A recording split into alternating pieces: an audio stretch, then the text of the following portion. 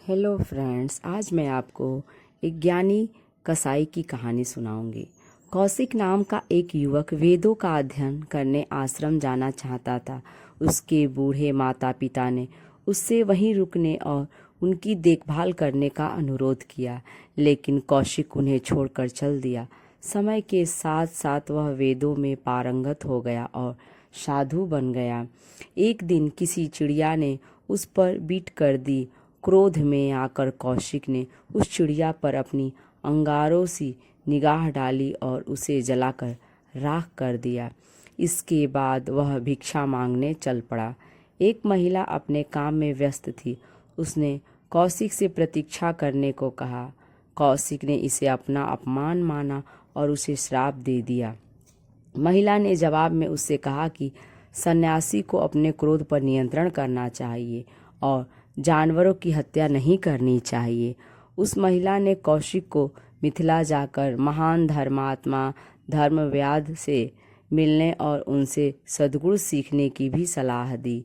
कौशिक मिथिला की ओर चल पड़ा, लेकिन जब वह वहां पहुंचा तो उसने पाया कि धर्मव्याध मांस की दुकान चला रहे हैं। वह हैरत में पड़ गया। धर्मव्याध ने उसे उस चिड़िया की याद दिलाई जिसे कौशिक ने अपने नेत्रों से ही जलाकर राख कर दिया था। उन्होंने कौशिक से कहा कि मांस बेचकर वह तो सिर्फ अपने पारिवारिक पेशे का पालन कर रहा है। धर्मव्याध ने उसे समझाया कि खेती करने वाला किसान भी अनजाने में कीड़े मकोड़ों को रौंद कर मार देता है। इसके बाद धर्मव्याध ने अपने परिवार का उससे परिचय करवाया। उन्होंने बताया कि अपने माँ बाप की सेवा करके और पिता के रूप में अपने कर्तव्यों का पालन करके उसे प्रसन्नता होती है। कौशिक को अपनी गलतियों का एहसास हुआ। अपने कर्तव्यों की अवहेलना करने पर उसे शर्म भी महसूस होने लगी। वह समझ गया कि मनुष्य का सच्चा सद्गुण अपने धर्म का पालन करने में है। उसने धर्मव्याध का आभार जताया और अपने बूढ़े माँ बाप के पास चला आया।